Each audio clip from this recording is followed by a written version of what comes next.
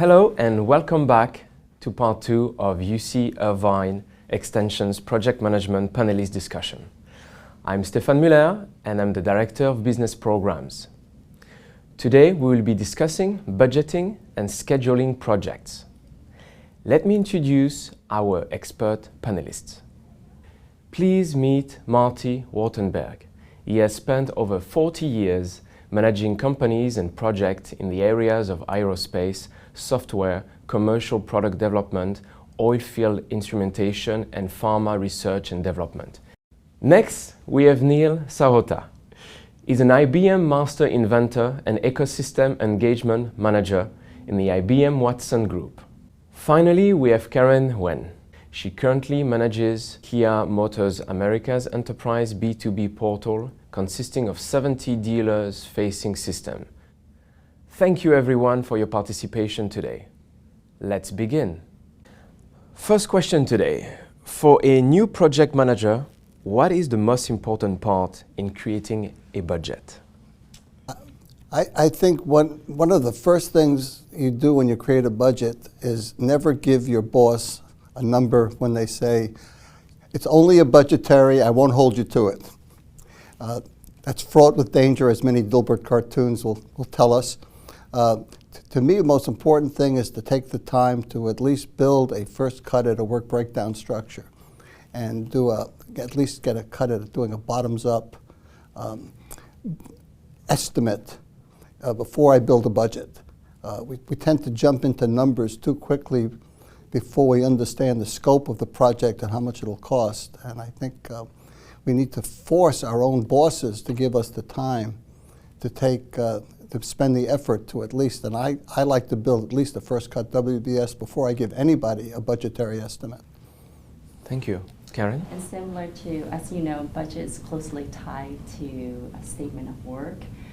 Deliverables, requirements is so important, especially when you're working with enterprise globally, nationally, to really understand what it's, and even as a seasoned project manager, and you know this, Neil and Marty, sometimes projects can be so intense and so hard that it's really hard for you to define requirements, especially early on in the stage. So I rely a lot of those on the technical expertise in that area, and then my core team to really understand the requirements very well before you even begin the budget. And then when you do the budget, to go back and have a second phase and do the comparison between the requirements and the budget, because once you start the project, you're going to realize the scope is inevitable, will continue to grow, and it's your job to make sure that not only you deal with budget, you deal with scope, you deal with time, you deal with all that.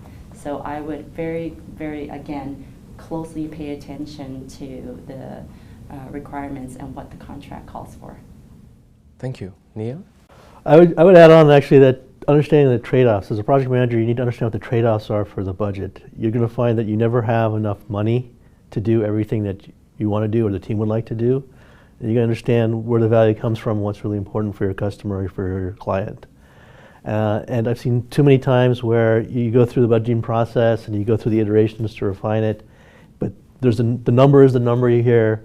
And so what the project manager sometimes will do is start, we call it cutting the bone. Basically cutting out things that you actually need to make the project successful, to actually deliver the value you're trying to do, rather than coming back and saying, look, here's the trade-off, and by doing this is what's at risk. And I think that's a really crucial part for being a project manager in the budgeting process.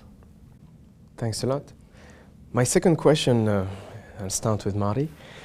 Can each of you discuss the most accurate estimating you have seen and why? Well, I worked on a project where I came in on a very large multi-million-dollar project within about $15 of the final cost. But it was a letter contract, which meant we negotiated the price after the contract was over. So the most accurate is to wait till the project's over, accumulate your costs, and then because you know the least at the beginning and the most at the end. But in terms of methodologies, we teach several different methods, analogous methods, parametric, bottoms up. What I've been finding over the last few years is using some of the agile methods of range estimating. the poker card approach is turning out to be as accurate as some of these other methods that we've been pushing, analogous or historical. So I've been moving towards multiple approaches. I never come up with an estimate based on one approach.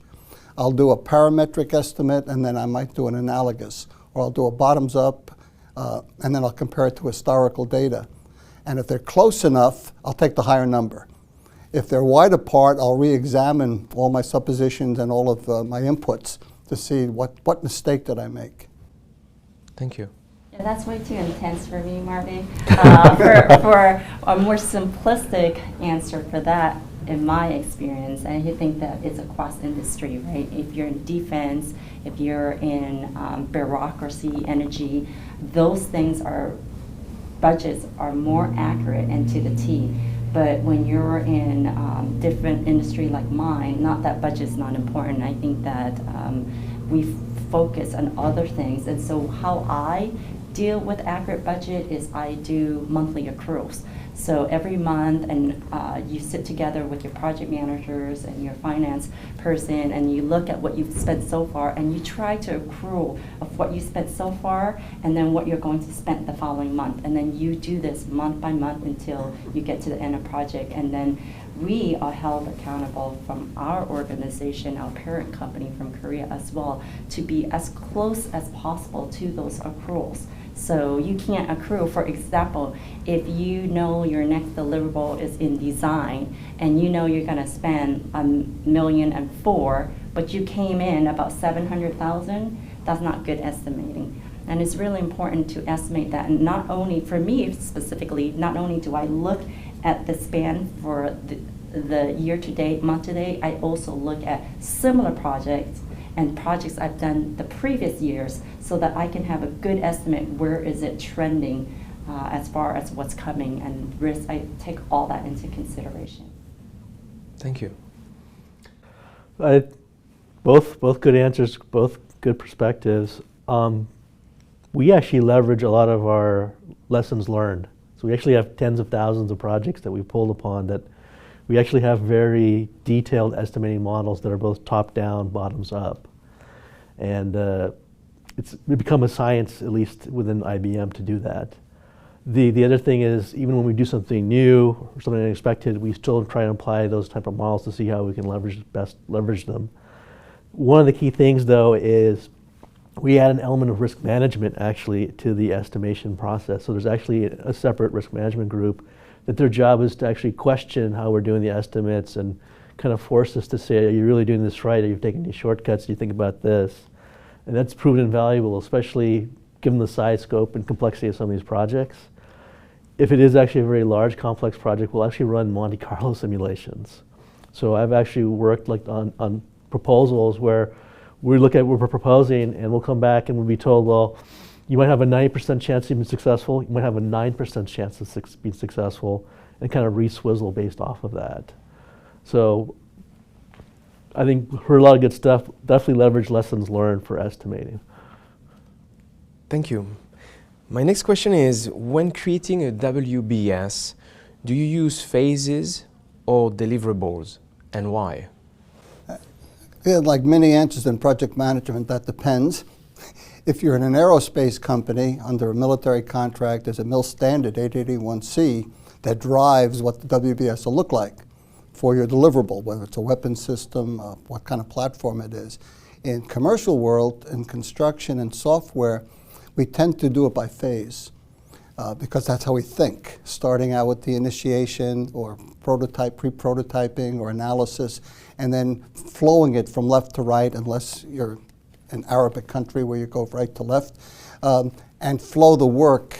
The WBS can be flowed from left to right. The benefit of that is it allows you to convert it to a schedule fairly easily. You could actually flow chart it on your whiteboard and move it around and put lines between it, and you actually have a good PERT network that you could develop quickly. There are other benefits to doing it by deliverables, and you can again, as long as you're not working in the military, you can combine the two and come up with the best of both worlds, whatever makes sense for your project. And we talked about stakeholders earlier on, because of the various stakeholders and the ability to satisfy those stakeholders and everybody. And you talk about people, right? Everyone have different needs. I do both. And for the executive top down, I do phases. They don't want to hear deliverables. They don't want to hear complaints. They don't want to hear anything. You talk about deliverables, especially in IT development and agile. You state your deliverables and where you're at. And then for the core project team, you state, I'm sorry, for top down, for executive, you state phases where you're at. And for the project teams, you have to state deliverables and people accountable for those deliverables, because again, that goes back to managing budget, managing schedule, managing risk. I'm going to steal Marty's thunder a bit. I think it depends is the perfect answer, and that's what we do. We use what makes the best sense. And I think this also ties back to the actual planning approach. That's really going to drive how we usually create a WBS. And sometimes it is by phases, and sometimes it is by deliverable, especially if that's what the client or the customer is looking for. Or it could be by something else. Like when we do merger acquisition work, we actually tend to do it by business function. So again, I think it just depends what makes best sense for the project as well as your stakeholders, consumers of the information. Thank you, Neil. Can you please discuss one of the most common pitfalls project managers make when creating a schedule for their project? Of the many pitfalls, probably one is not taking into account the precedence relationships and the constraints. For example, I've had project managers, because assembly people were available, they scheduled assembly work before the parts arrived. It was convenient. Or if I have a 4-story building and I have the 4th story rented, I'm going to build the 4th story first, forgetting that there are certain relationships that are natural constraints and there are legal constraints, and not taking into account all of the constraints. Building a non-constraint schedule is basically worthless because it can't happen. Assuming that you have all the availability of all the people you need exactly when you need them, and you could drop them off your project when you don't need them anymore. So I think not taking into account the actual constraints on you, legal, natural, logical, and though some by government regulation, will screw up a schedule badly. So my advice always as a seasoned project manager is always to go back to the basics. And a lot of times, especially for even seasoned managers, I think just scheduling in itself is a nightmare. And I would say to understand, first and foremost, before you do a schedule, is the format. What, depending on your company, your client, your industry, and especially your organization, what format do they use? So we had a project that is so huge. It's an enterprise to build 70 retailer-facing systems, and we had over 180 pages worth of Gantt chart, and months of work and keeping up with it. And as you know, Gantt chart is just tedious. But even in the end, it's useless because no one understands it. Nobody knows how to read it. My organization definitely do not go by Gantt chart. So we had to quickly go back and do it in Excel or do it in Word. I think most importantly, you should ask yourself first, what is easiest for your organization or your stakeholders or your clients as far as receiving deliverables or phases or schedule? So I think that is key. I'll chime in and say that there's an old adage in project management, plan the work, then work the plan. And I think it's the second half that kind of gets lost at times. Unfortunately, some project teams look at plan the work as just an exercise they have to do, like a checklist item, and then the project plan becomes like vaporware. It's just put on the shelf and forgotten. They're not actually working the plan. That's one of the things I would always advise, especially when it comes to scheduling, is that when you put the plan together, it's not just meant to be a thing you have.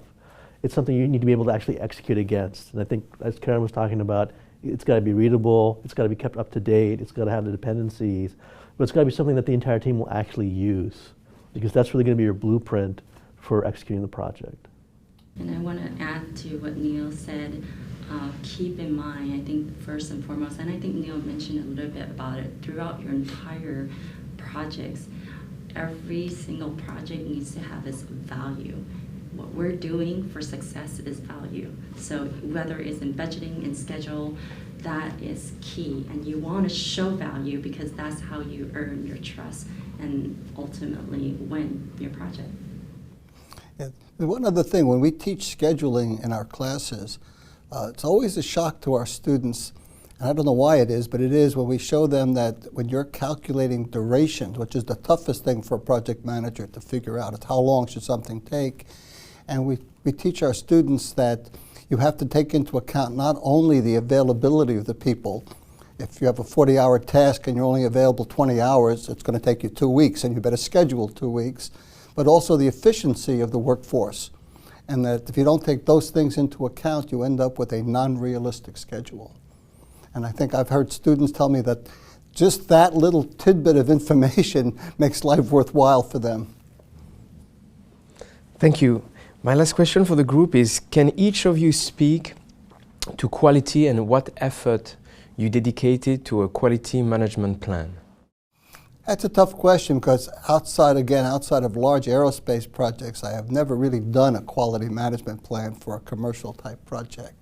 What I concentrate on from the quality aspects of a project, developing the metrics. And I look at two kinds of metrics. One is the exit criteria, or success criteria metrics. How do I know my project was successful? From a business analyst point of view, I have a set of requirements. How do I validate, verify that, or test for the requirements that they've been met? The second thing I look for is what in aerospace is termed technical performance measurements, TPMs. These are measurements that you measure just like we measure schedule. We know where we are. We measure how much we spent. Well, performance measurements are, how do you measure the quality aspect of the project, that third element? And this we find in a lot of projects is underused. People don't track. So you could deliver on time, on budget, but what you deliver is waste. So for me, quality is basically that I'm tracking the values part of the project, the quality aspects. For me, quality is what I try to do is I do multiple layers of validation and testing. And so what I do is, and especially in the IT world, what I do is I have my technical team do a first wave, especially offshore, first wave of QCing, and everybody knows my standards. And this goes back to leadership, right? And using your project manager role. So I expect the quality, it's all tested and fully validated before it comes to our team, which is obviously the onshore and the core team. And then from there, because time is such a factor and everything is so busy, and especially when you're dealing higher up in the executive C level, you don't have the time with them. So what we try to do is use their let's say directors or national managers, and we sit in the room and we do what we call a group UAT. I've found that very successful. So this is after the first wave have been validated from a technical perspective. Then we go in and we look at the high level of the technical, and then we evaluate the business. Again, it goes back to value. So after you look at the testing completion, you look at it, okay, that makes sense from a value perspective. Since the project, I usually run my project on Agile, you could quickly make a change without impacting costs if you can. And that's what we tend to do. And then once everything's good, we do it per milestone. And everything's good, then we move on. And that's how I know that it's quality. So you have, so think about it, it's like checkpoints. So you know that you have met those criteria. We actually always have a quality management plan. I mean, we kind of have to. We're working with partners or clients. But quality management is, I think, beyond just like simple metrics and things. It's something that you need to outline, like Karen was saying, in terms of like iterative reviews and things. But it also helps us align expectations with the actual work, right? If you're like a retailer that's looking for a game-changing mobile app, you know, you're looking for features X, Y, and Z. Like Marty was saying, you could deliver X, Y, and Z, but if the color scheme you use is neon green and hot pink, what's really the value again for the users, right? I mean, it's going to be unreadable. So it's those kind of little things that, I know that's an extreme case, but it's kind of those things where quality really comes into play. Because at the end of the day, you want to produce something that people will actually use. Thank you very much. Thank you, panelists, for joining us today. This has been a great discussion. That's it for part 2 of the Project Management Panelist discussion. We look forward to next time when we will be discussing managing project risk and changes. Thank you for joining us.